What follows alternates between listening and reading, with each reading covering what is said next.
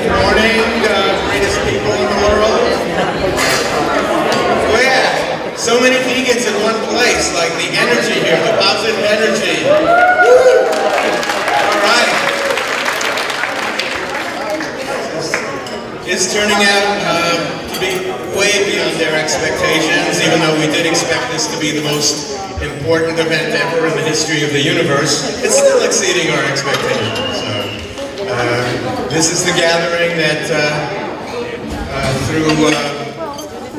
through our compassion, our compassionate living, and helping others to live their lives compassionately and vegan, we'll save the children, we'll save the planet, and we'll save the animals. So this is where it's happening. This is where the answers to all the problems of the world are solved. And I'm so honored that everybody has attended, and to make the World Vegan Summit and Expo a huge success, and just the amazing speakers and activities that have gone on are really just amazing. So I want to thank you all for being a part of it. And we go on today. Yes, all right. And we're only 2/3 of the way done. We have all of today and many great speakers and activities also. We'll even have we'll have a great Mexican feast for lunch in honor of Cesar Chavez, and a little reception tonight. Yes, for Cesar Chavez, the great vegan hero.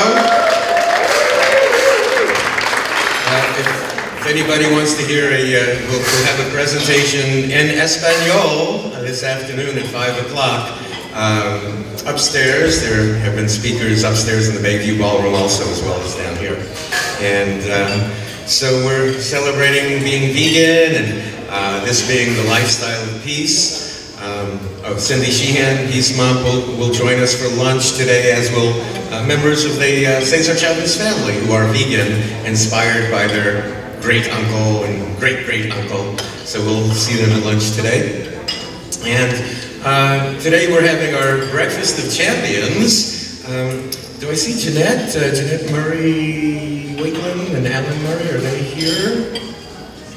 They're not here. Well, they're speaking today at 11:30. I presume that they exercise every morning by, this is Breakfast of Champions, so they probably just took a run up to Washington State, and they'll be back any minute now. You know who these people are? I mean, the greatest athletes in the world. Really, it's unbelievable what they've done. Nobody in LA has done what here. Who in LA can compare to what they've done? You know what they've done? Jeanette Murray Wakeland and Alan Murray. So they're in their 60s. They'll be, as I said, speaking at 11:30 after Philip Wallen. They're in their 60s. She healed herself of breast cancer with a raw vegan diet, and just a few months back, they decided to run a marathon every day for 366 consecutive days. So typical of vegans, right? Yeah. So this is our Breakfast of Champions, and I presume they'll be back from their short run anytime now. It's certainly time for their talk. And we have today our other champion athletes. The Breakfast of Champions in the past usually referred to Wheaties, Breakfast of Champions. Yet, unfortunately, it's a breakfast of losers when milk from a cow is added to it. So, really.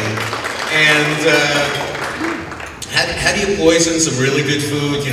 Put some dairy on it, right? So that's what Quaker Oats is doing now. Did you see it has its new pro-milk campaign, and the Quaker Oats man now has a milk mustache? A mustache.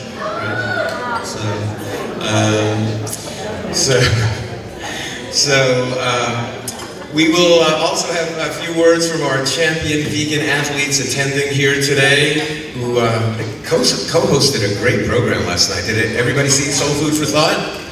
Yeah! Woo! That was excellent.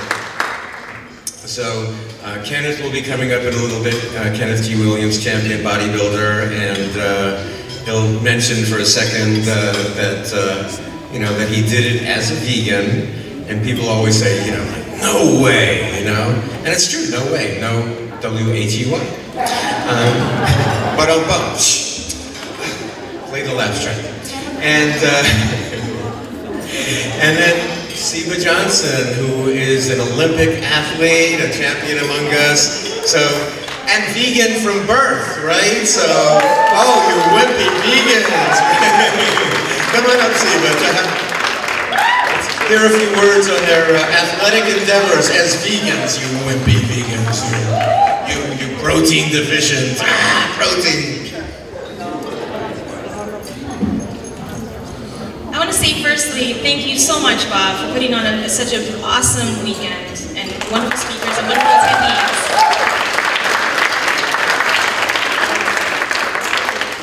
So good morning, everyone. My name is Siba Johnson. I'm originally from the U.S. Virgin Islands. My father's from East Africa, Burundi. My mom is Slovenian and English. I started off living in St. Croix, Virgin Islands, where I was born, in public housing, which was the first welcoming into the world. My mom had 10 cents or 2 dimes in her pocket when I was born.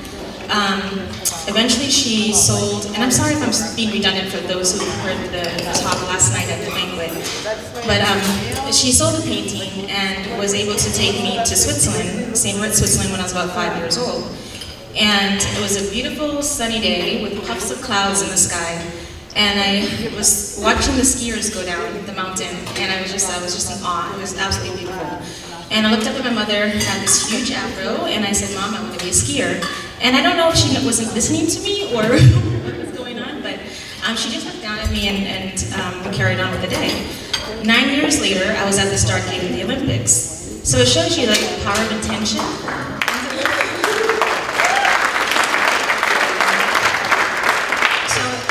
Thank you. I was really excited. I was in the 1988 Winter Olympic Games in Calgary, Canada. And it was the first time anybody had been there at such a young age, at the age of 14, made history that way, but also made history as the first black female in the Olympics for ski racing. And upon checking, am I speaking too close to the microphone? Is it irritating your ears? Okay. When I first got there in the Olympic Village, there were about 80 different requests for interviews from around the world. But there were also quite a few poison pen letters and death threats from people who weren't ready to see a black person in what they called a white man's sport. And I was 14, and when you're a teenager, you take a lot of things personally. So anyways, it kind of like killed my spirit a little bit, because it was a dream I had since I was 5 years old. And that was a welcoming to the world. You know, I really didn't consider how people were so conscious of other people's skin color.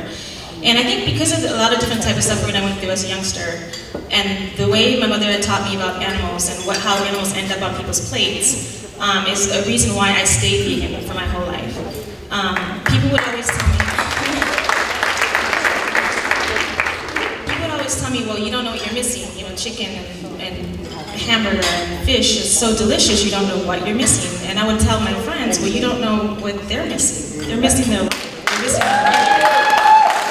They're missing their father. They're missing the next breath of air. They're missing the sun on their back. I mean, it was just really sad. And it was kind of hard living in a world like that, especially with the racism and just the fact that animals were being killed and enslaved and just, you know, circuses, and it's just amazing. But before I die, before I leave this planet, I definitely want to see an all-vegan world. And I'm going to continue talking and going around schools and colleges and whatever I have to do in order for us to see that. And what's so beautiful is that we have a room now full of vegans, or soon-to-be vegans, and that's what's encouraging. Should I talk about my athleticism instead of all this vegan? I'm sorry. This is what the Breakfast of Champions. Anyways, I continued on to World Cup racing after the '88 Olympic Games. Qualified again for the '92 Winter Olympic Games in Albertville, France. And then I qualified for the 1994 Winter Olympic Games in Norway, Lillehammer, Norway. At that year, Lillehammer, Norway had just lifted their ban on the moratorium of minke whale hunting. And because of that, of what that country was doing at that particular year, I boycotted what would have been my third Olympic Games.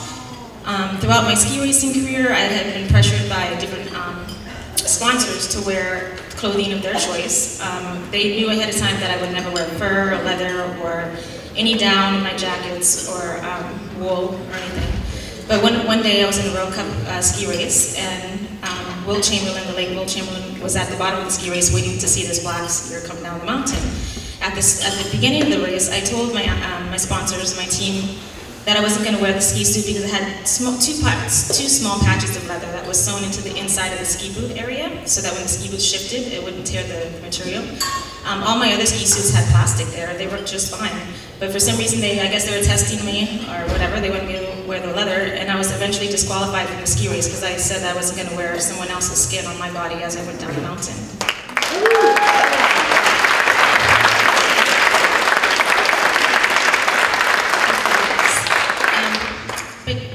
What really warms my heart is, even though I eventually retired or quit, or however you want to call it, from the dream that I had to eventually win 5 medals by the age of 28 and beat Sonia Henning's world record, and because of all the negativity that came along with it, and because I did not accomplish that, being here in front of you and hearing your encouragement is just so lovely. So I appreciate that, and continue on and seek up for the animals. They need us.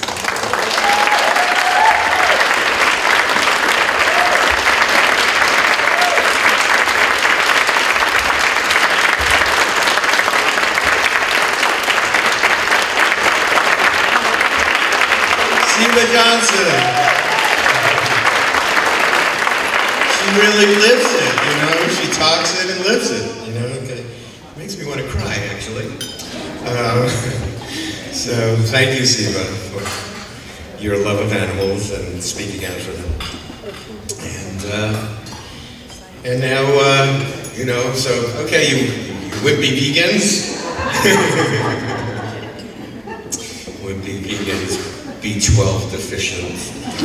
Imagine winning all of this as B12 deficient, protein deficient. So, let's have a few words now from, now he didn't enter, by the way, and I should say publicly, Kenneth, I'm a little tired of you photoshopping your head on my body in all these pictures that are going in the magazines. I mean, really, enough already. And so Kenneth G. Williams is a champion bodybuilder. He didn't enter a vegan bodybuilding championship. He entered against all the people who thought you had to eat animal protein, and he won. So Kenneth G. Williams, come up and tell us about your championship life. Breakfast of champion vegan Kenneth G. Williams.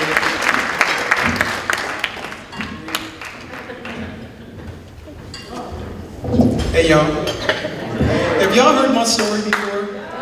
No? Okay, I know there's some of you guys heard my story before. We'd like to hear it again. I recognize faces. Okay, how does it go? One day I woke up at about 3 a.m. and I was thinking about all the killing going on in the world. I mean, just everything.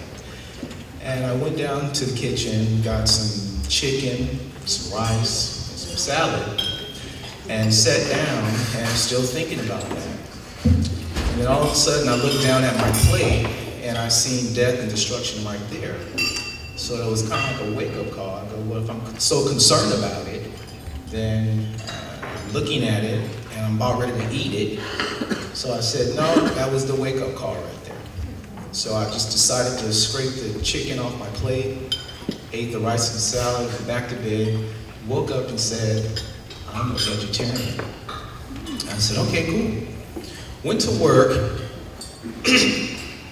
and where I used to work is a place called the Headlands Institute, and it's in the Bay Area. And what they do is children come from all over the world, and they learn about nature. And I was like their host. And we had a great kitchen there. with a lot of chefs that graduated from the culinary school of San Francisco.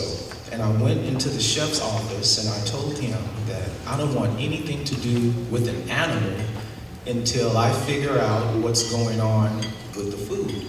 And so he got so excited. He was like, oh man, you're a vegan. And I looked kind of bizarre. And I go, a vegan? I go, what's a vegan? And he goes, a person that doesn't eat any meat, no dairy, don't wear any leather, and just a full-on vegan.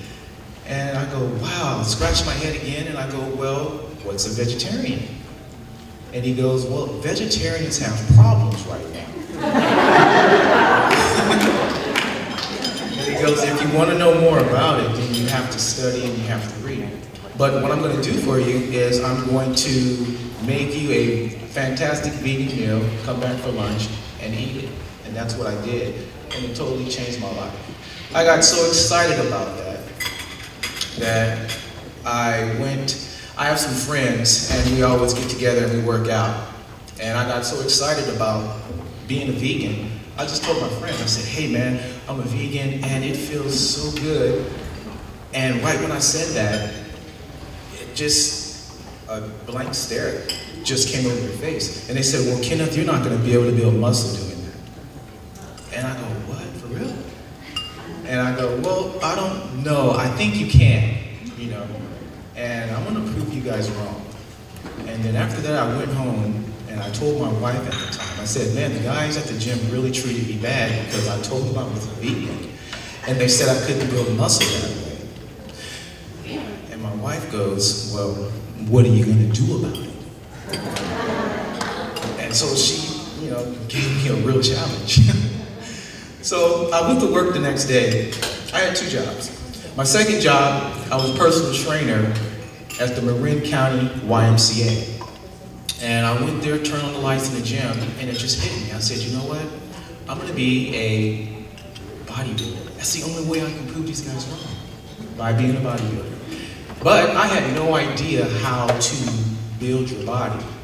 You know what I mean? I was a personal trainer, just training people just to get in shape, but have no idea about professional bodybuilding. So I happened to read an article about this guy who just won a natural bodybuilding championship, and he's at Gold's Gym, which is about maybe a mile down the road from Ryan. And something hit me and said, you know what, I'm gonna work with this guy, but I don't know how I'm gonna meet him. I have no idea. I'm not gonna go up to some big time champion and go, hey, train vegan, you know? I don't think he's done some kid, get out of here. So something strange happened. I received a phone call to come train this young woman. And we started training, and we got to talking, I told her that I was vegan. And she said, man, that's a really cool lifestyle. And I felt comfortable to say that I'm thinking about asking this guy named John Scott to train me. He just won this cool bodybuilding championship. And she looked at me and started laughing, like laughing really hard. And I was like, well, why are you laughing? True story. And she goes, John Scott is my brother. I go, but wait. I go, like brother? Or like blood brother? And she goes, no, my blood brother. I said, oh, you have to introduce me to John right away. So she took me down to Gold's Gym, and I met John, and we hit it off right away. And I told him, man, just train me. He goes, you know what, I'll tell you what, kid. I'm going to train you for free because I believe that you can do it. So what he did was he taught me everything about bodybuilding from the ground up. And he got me ready for the 2004 Natural Olympia. And I stepped on stage and I won. Thank you, John. But I had no idea that I destroyed a myth. It wasn't like I'm gonna be this vegan bodybuilder, I'm gonna go around the world, I'm gonna go tell people to go vegan. That was not the idea. The idea was to prove my friends wrong. That's the idea. And right when I got that trophy, I put it right in their faces. I said, eat your words. Hurry up now.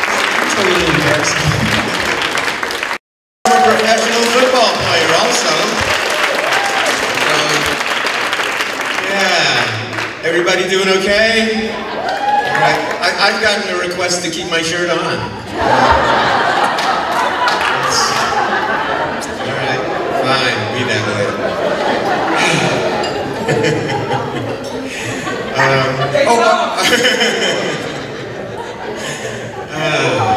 Our friends just got back from their run to Washington State, I see. So also again here, the greatest athletes in the world. Who could accomplish this, right? To run marathon every day for 366 consecutive days. Jeanette Murray-Wakeland and Alan Murray. They'll be talking at 11:30 this morning after Philip Wolin. But let's say hello to here at our breakfast of champions.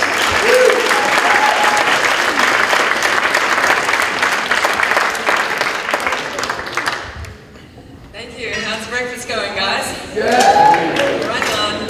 Yeah, it was a little bit further to Washington State than we thought, so it took a little longer than we expected this morning, but we made it, so we're very happy to be here, and we'd just like to give a big thank you out to Bob and the team for putting this wonderful summit together.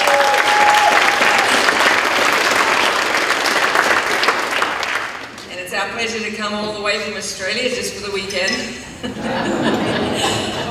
Did you run? So, well, it's an interesting question. Did we run? The distance from Melbourne, Australia, where we live, to LA in the US is exactly the distance that it was all the way around Australia.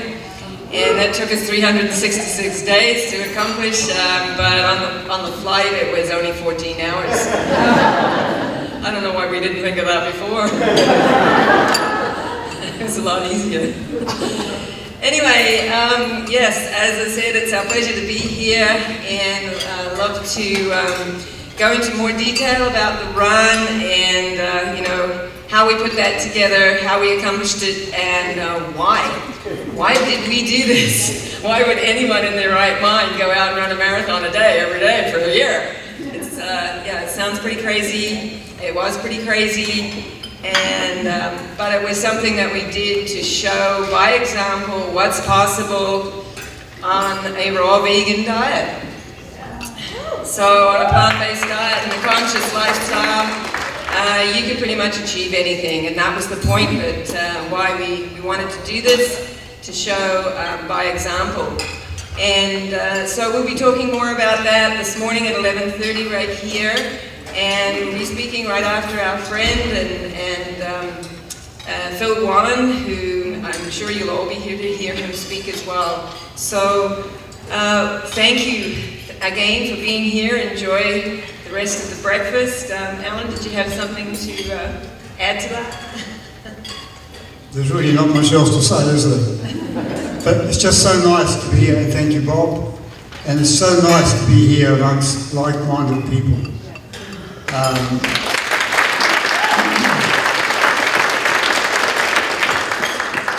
It was definitely worth coming here for the weekend. I haven't really much else to say except our run this morning took a little longer than we thought. We do apologise for being a little late. Thank you very much.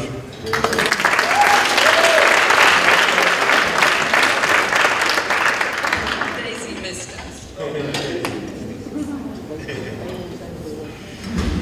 You ran a little faster to get back to Daisy. That's good.